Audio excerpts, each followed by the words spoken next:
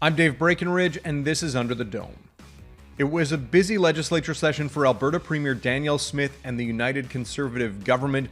Whether you're talking about the Alberta Sovereignty Act, new affordability measures, and legislation around healthcare and the justice system, there was a lot to talk about. Today on the show, we're going to dig into everything that happened at the legislature this month.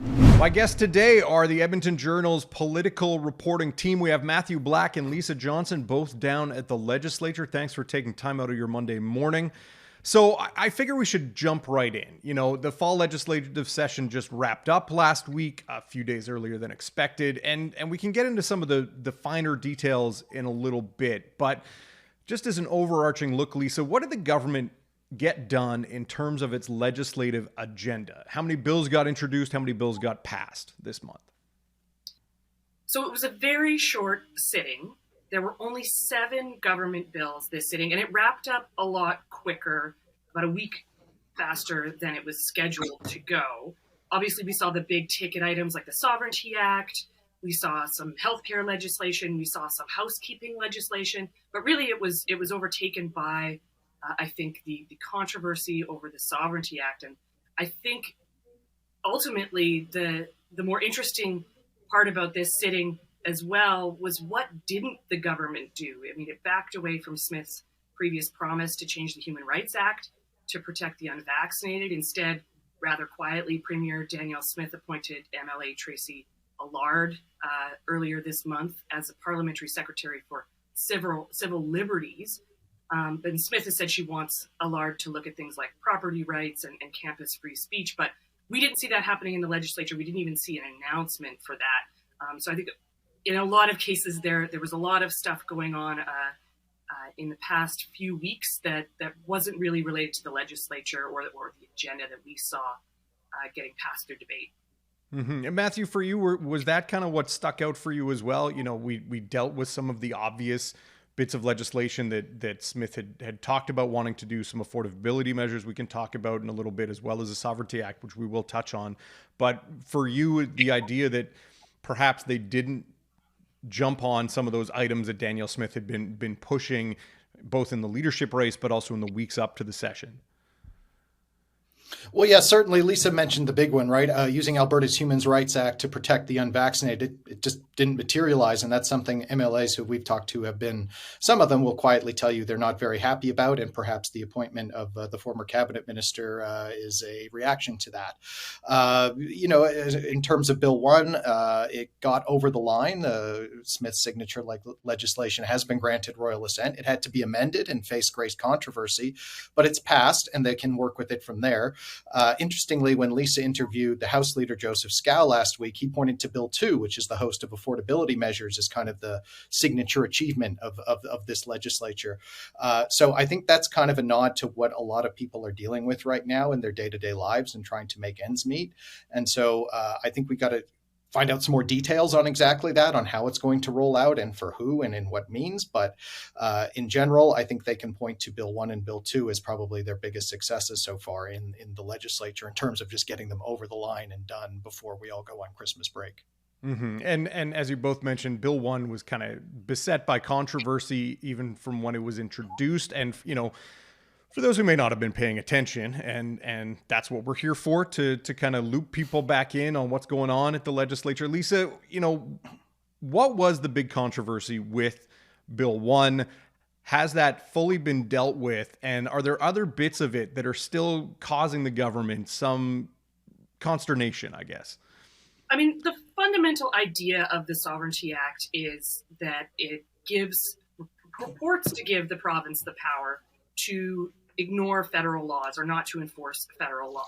It's the big pushback against Ottawa. So that fundamental, point of the bill has been controversial from the start. But when it was rolled out, it also had something that people were calling the Henry VIII clause, right? So that gave cabinet special powers to change the law without going back through the legislative debate.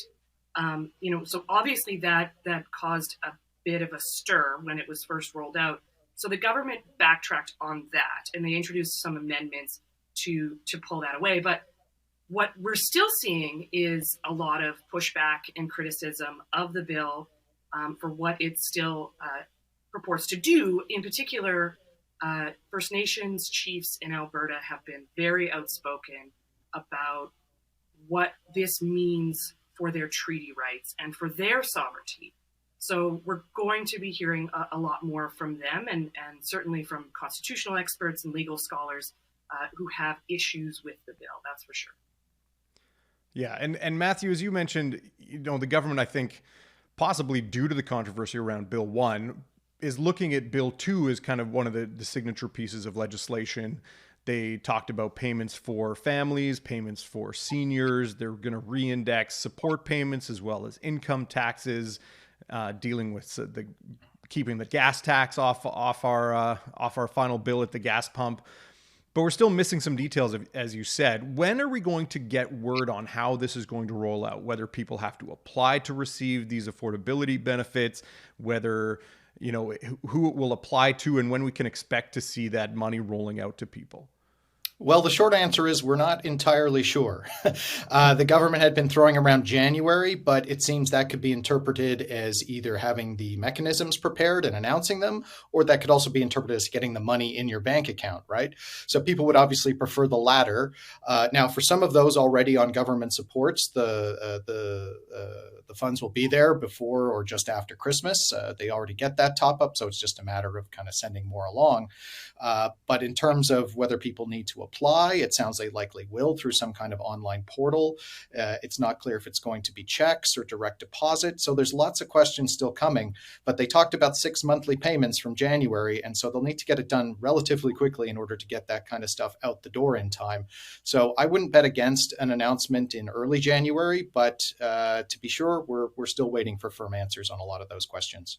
Mm-hmm. And, amid all this, the province also unveiled like a host of changes to health legislation, to justice and law enforcement provisions. Lisa, can you walk us through some of those things that may have gotten overshadowed by some of the controversies around both Bill 2 and how that's going to roll out, and then Bill 1 and the various walkbacks the government had to undertake? Sure. I mean, on the health side, we saw the government follow through with a promise that it made back in September, I think. In September, the government finally inked a deal with doctors over compensation, which was a big development considering the past 3 years have been, it's been a really acrimonious relationship with doctors and this government.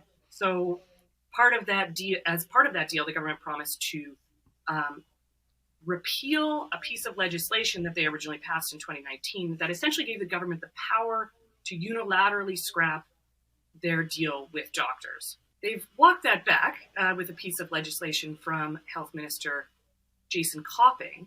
And of course, we saw some other smaller legislative changes on the justice side. The government passed a law allowing legislative security officers to carry guns. And we also saw, a pretty theatrical announcement from Justice Minister Tyler Shandro, as some people have called it. Basically, Shandro recently directed provincial Crown prosecutors to take over local firearms charges from federal lawyers. And the aim of this is to not prosecute gun owners who could be swept up in Ottawa's gun bans. He's given these prosecutors advice to not proceed with prosecuting someone with a banned firearm. And of course, it's not a directive. He can't direct prosecutors on what cases to take to court and which ones not to. And of course, right now, the federal ban, there's amnesty until October 23rd. So it won't make a big difference on January 1st. And, I expect we'll hear a little bit more about that as the federal government figures out exactly what this move entails and what it's going to mean for those prosecutions in Alberta. Mm-hmm. Now, perhaps this goes without saying, as you deal with the opposition every day. We know that Rachel Notley and the NDP are not big fans of the government's agenda. They had lots to say about the Sovereignty Act. They've suggested it will kill investment in the province. They suggested that, around the controversy of these Henry VIII provisions, that, they're usurping the power of the legislature. But for their part, how do they attempt to set themselves apart from the UCP? You know, considering we're just a few months away from an election, they could call an election as you know, around mid-April, and then we're expected to go to the polls in late May. You know, Matthew, from your perspective, what were kind of the key messages from the NDP this session? Well, they did what many oppositions do, and they tried to present themselves as an alternate government or a government in waiting, and they did this through lots of, well, alternative legislation. They had their own version of the throne speech, for instance, which set out their own priorities in an attempt to get some momentum on that. They've been putting forward lots of private members' bills on things like car insurance, healthcare standards, and hoping to get the government to at least engage on those issues and perhaps acknowledge tacitly that they might have messed up some of those files, but without actually saying it. They were also quick to reject the Sovereignty Act outright, basically saying it was broke beyond repair. And even when those amendments went in that took care of some of the more controversial parts of the bill, which were regarding the powers that cabinet had, they used the line I just did. It was broke beyond repair, and even after the amendments, and they want it scrapped entirely. And one more thing that they are doing is they continue to have a lot of announcements in Calgary, as that city looks to be the battleground for the election upcoming this spring. The NDP feel they have a good hold on Edmonton. The UCP feel they have a good hold on the rural areas of the province. And so a lot of it will come down to how Calgary breaks down and how it splits. And I don't think it's a coincidence that the opposition has been focusing a lot of efforts and a lot of announcements in Calgary in recent weeks. Yeah. And Lisa, you had a year-end sit down with NDP leader Rachel Notley. Were there any main takeaways for you out of that interview, either on how her year went or what she's looking ahead to when it comes to getting set up for the election? Yeah, I mean, she tried to focus on healthcare and affordability and a lot of those issues that are really top of mind for a lot of Albertans. And the contrast, which Matthew alluded to, that Notley is trying to paint here is that the NDP is a party of stability and the UCP is a party of chaos and disruption. And a lot of that points back to the rhetoric that the NDP is using when it comes to the Sovereignty Act. I mean, they're calling it the job-killing Sovereignty Act, and really focusing on some of the concerns that some businesses and some of the business community have expressed about the Sovereignty Act, arguing that it's going to chase away investment. And a lot of those talking points were obviously part of her speech to the Calgary Chamber of Commerce. She's definitely trying to present an opposition party ready to govern that is capable of managing the economy and capable of being the stable alternative to the UCP, right? Yeah. And Matthew, for you, on the flip side of that, you sat down with Alberta Premier Danielle Smith, and I'm curious how she would categorize or rate the government's performance this session. Was there any retrospective feelings about Bill 1? Was she more focused on other elements of the government's agenda? And for her part, how does she feel heading into the new year with the prospect of an election looming? I think she feels generally pretty good. She feels like they're perhaps a bit behind in terms strictly of nominees, but that there's still time to catch up before the end of May. When I asked her if she had any regrets, she sort of talked about how she was a bit surprised at some of the backlash around some of the bills, particularly the Sovereignty Act, and that she went into talking about how there's three readings for a reason, and that we didn't get it right the first time, but we continue to work through it and eventually got it over the line in the end. But I think in general, she feels generally pretty good about where she's at, having gotten the two major bills that she wanted to get done. But that certainly leaves there a lot of work to be done on both of those regarding some of the details, and particularly with the Sovereignty Act, how it will be used. And when I asked her that question, what do you see next for the Sovereignty Act? She says, well, hopefully nothing. But at the same time, she's instructing ministers to find ways on how to use it. And when I asked her about that distinction, she kind of treaded water for a little bit. So we'll see how they're going to play that out in the months to come, because it is a heck of a circle to square to circle, in that we don't want to use it, but we're also preparing to use it. And so it's got to be one or the other, but not both. So I think that's something to look for in the months ahead. Mm-hmm. And Lisa, last question to you. In the throne speech, there was talk about a wide variety of issues. We dealt with many of them already, but are there any that we can expect the government to try and tackle in the new year that, perhaps they didn't get to? I mean, that's a really good question. I think it's obvious we're going to see a lot of announcements on the details of the affordability package. This is an important issue for a lot of Albertans. We know those details are coming, and we can expect a pre-election budget in the new year.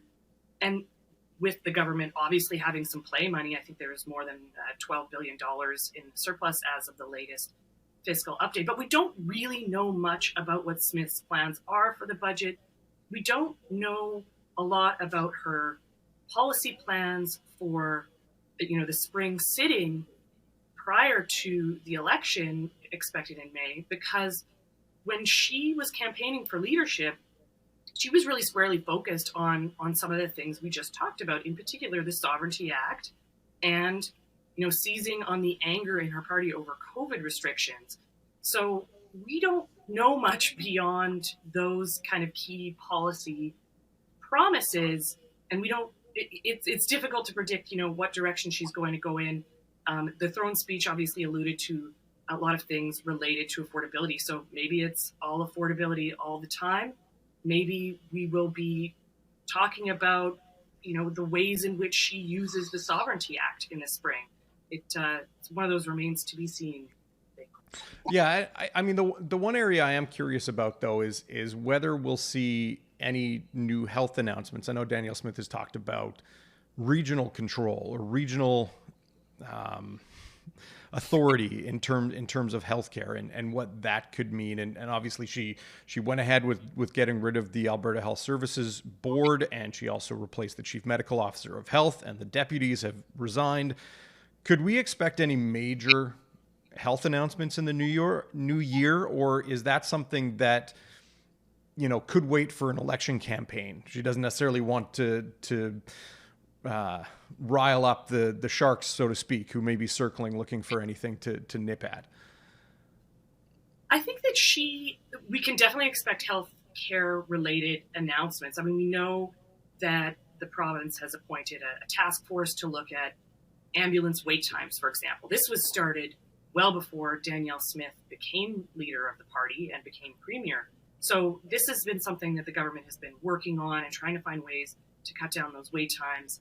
We know she's alluded to local health control. What that means, we don't exactly know.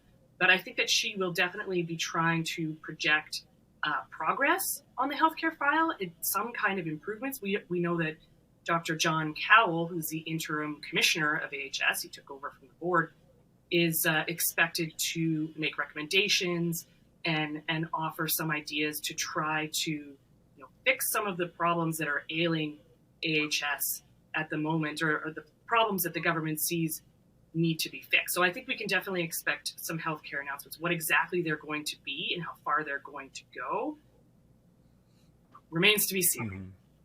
Yeah. Well, I know it's a busy time in Alberta politics. Thank you both, Lisa and Matthew, for taking time out of your morning to sit down, chat with us to wrap up the year. That's all the time we have for Under the Dome. Don't forget you can subscribe to all past episodes at edmontonjournal.com/underthedome, or you can hit that subscribe button on YouTube. I'm Dave Breakenridge. We'll see you next time.